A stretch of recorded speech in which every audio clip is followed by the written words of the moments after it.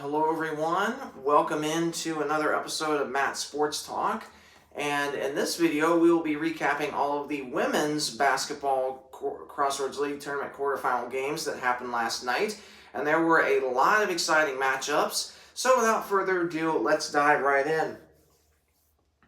Our first matchup takes us to Indianapolis, Indiana, where the Cougars of Mount Vernon Nazarene traveled to face the number 3 seeded Marion Knights. And the Knights victorious in this game by a final score of 71-55. And for MVNU, they end their season 15-14, 7-11 in the conference. And Marion improves to 23-6 on the year. And 15-3 in the conference. And looking at the stats for the Cougars of Mount Vernon, freshman Serenity Johnson, 4 of 14 shooting, so she did struggle from the field. 3 of 5 at the free throw line, 4 rebounds, 3 assists, 2 steals. Emily Walker also struggled shooting, just 1 of 5, but she did have 2 rebounds and 1 assist. Naomi Kaib, 2 of 2 at the free throw line with 4 rebounds, 1 steal, and 1 block. Katie Sprang struggled shooting, but she was a perfect 4 of 4 from the charity stripe. 4 rebounds, 1 assist, 1 steal. And Angela Roshak had a really good game for MVNU. 7 of 13 shooting, 4 of 4 at the free throw line, 9 rebounds, 3 steals, and 1 block. And off the bench, senior Grace Vermeira, 2 of 2 shooting in just 7 minutes of action, 1 of 1 from beyond the arc, 2 of 2 from the charity stripe, and she had 1 rebound and 1 assist. Shaylin Gilliams had 1 assist in 10 minutes of action.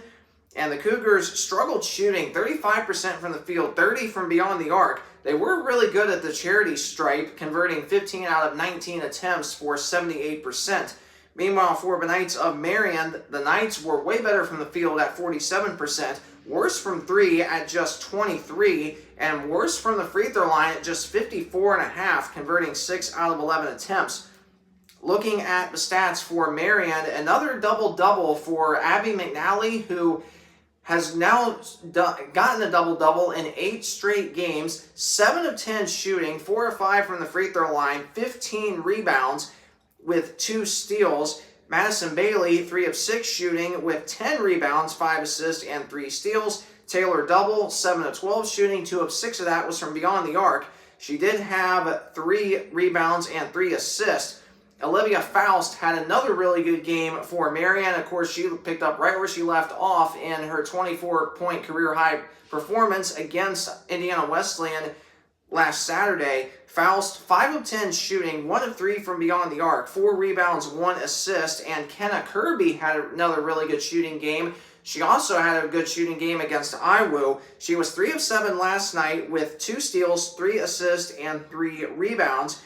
And off the bench, the Knights got a lot of players off the bench. Kennedy Coleman, 2 minutes of action, did not score. Kenna Gray, in 5 minutes of action, did not score, but she did have 1 rebound.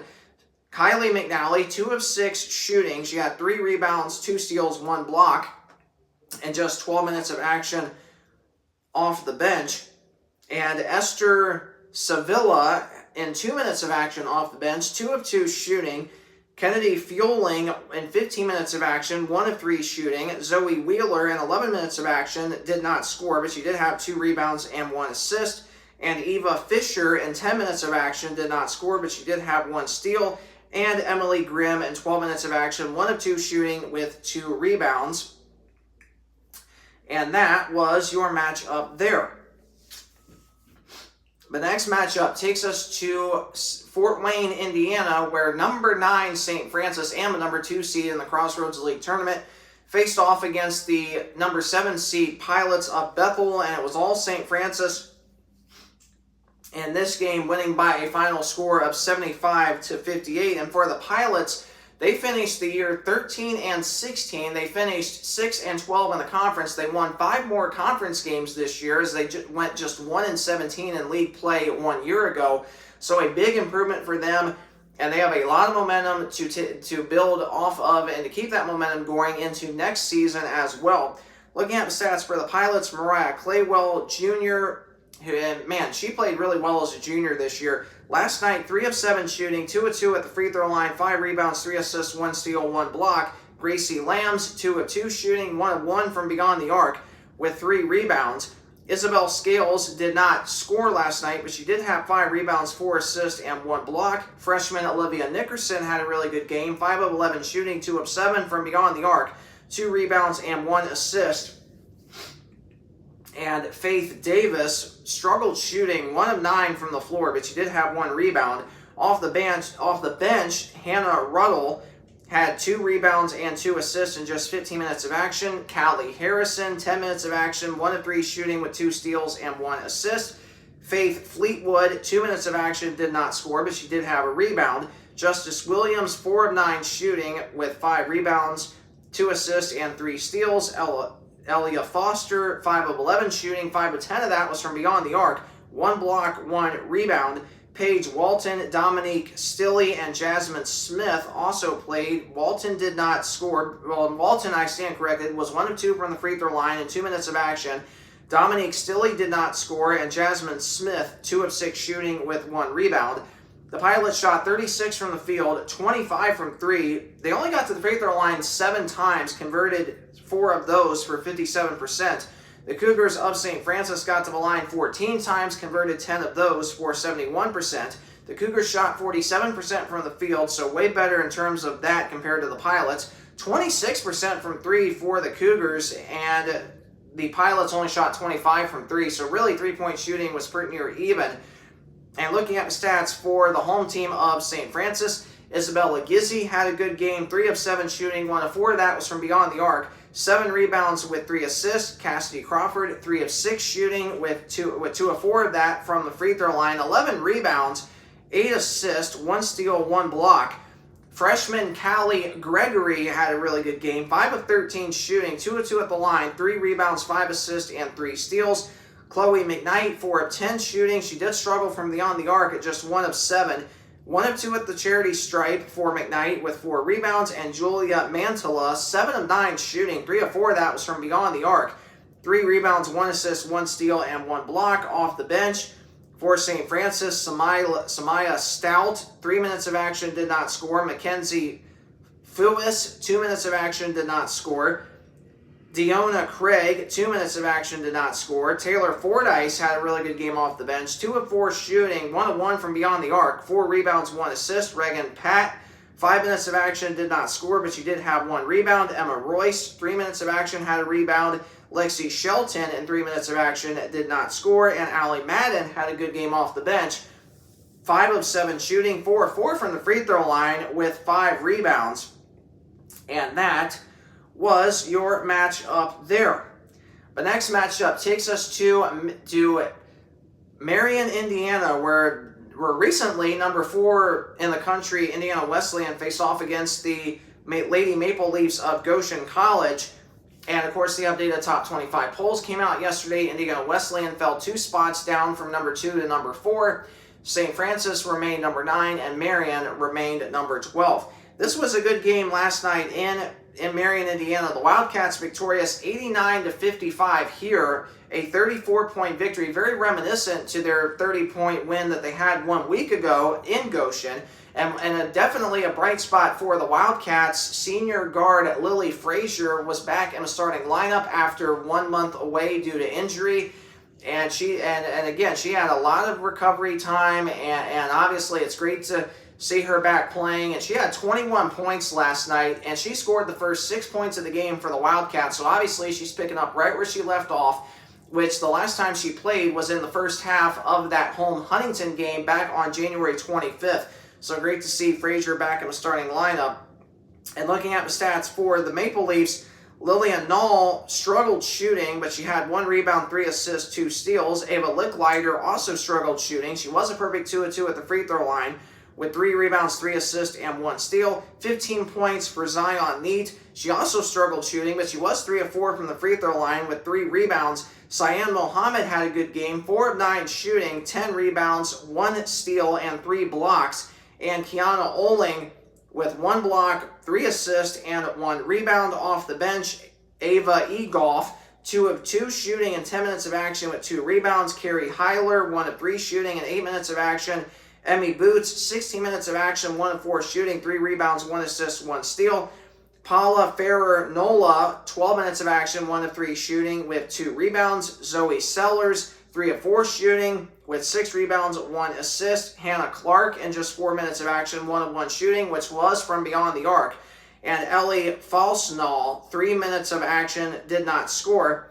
The Maple Leafs, though, really struggled in terms of turnovers. Turned the ball over, I believe, 22 times, and very reminiscent to 21 and 23, respectively, that the Wildcats turned them over on when they were at Iwu last month, and then the game last Wednesday night up at Goshen. The Maple Leafs shot 36% from the floor, just 23% from beyond the arc.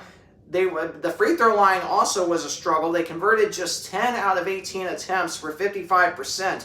Meanwhile, the Wildcats got to the free throw line 26 times, converted 18 of those for 69%. Wildcats, though, shot way better from the field at 50 and better from 3 at 36. Looking at the stats for the Wildcats, Maddie Lawrence had a really good game, 4 of 7 shooting, 3 of 5 of that was from beyond the arc, 1 of 2 at the line, 2 rebounds, 3 assists, and 4 steals. Izzy Reed, just 1 of 3 shooting, but she did have 3 rebounds and 1 assist. Emily Mattingly, 1 of 2 shooting, but she had 4 rebounds, 1 steal, and 2 blocks. So really, really impressive to see that out of Mattingly, the sophomore guard from Evansville, Indiana.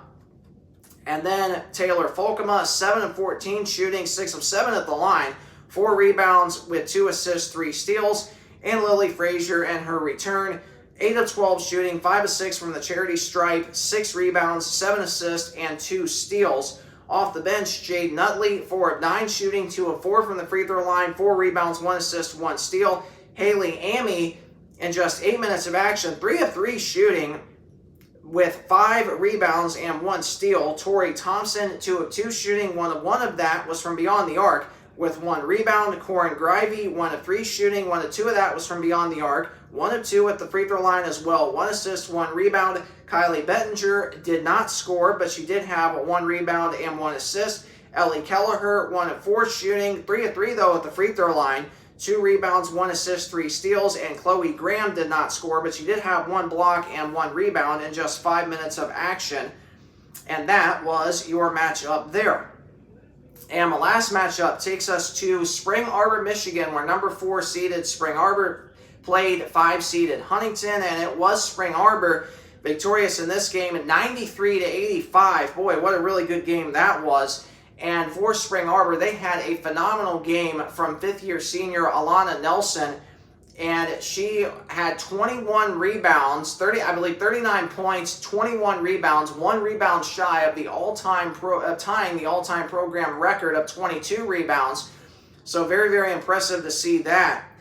And looking at stats, well, I'll start first with Spring Arbor because we did have some really, really amazing stats, in particular with one player for Huntington that I want to take a moment and talk about here in just a minute. So starting off first, I'll start first with what each team shot. Huntington shot really good from the field at 47%. 47% from the field for Huntington, 39% from beyond the arc. They were really good at the free throw line, converting 16 out of 21 attempts for 76%. But for the home team of Spring Arbor, they got to the line 32 times, converted 27 of those for 84%. So that obviously was a big difference there. The Cougars, though, shot worse from the field at 41, way worse from 3 at just 28. But now, one difference in this game was the turnovers. Huntington had 12 turnovers, and Spring Arbor scored 13 points off those 12 turnovers. So that obviously was one major difference. And then, of course, the big difference was Alana Nelson, 39 points. I'll start with the home team first. Starting with the first starter, Emma Smyska, 2 of 8 shooting, 2 of 2 at the charity stripe, 3 rebounds, 3 assists, 4 steals, and 1 block. Sydney Onens had a really good game, 6 of 13 shooting, a perfect 4 of 4 at the free throw line, especially in the closing last few minutes to ice the game.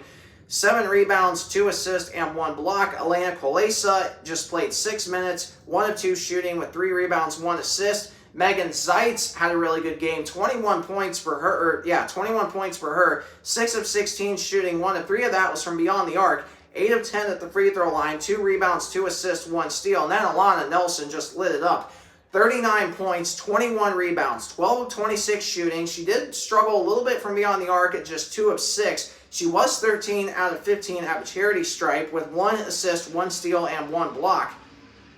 And off the bench, Bailey Visman had a good game, 2 of 5 shooting, 1 of 2 from beyond the arc. Lexi Linder, 9 minutes of action, did not score, but had an assist. And Ashley Weller, 21 minutes off the bench, 2 of 3 shooting with 4 rebounds.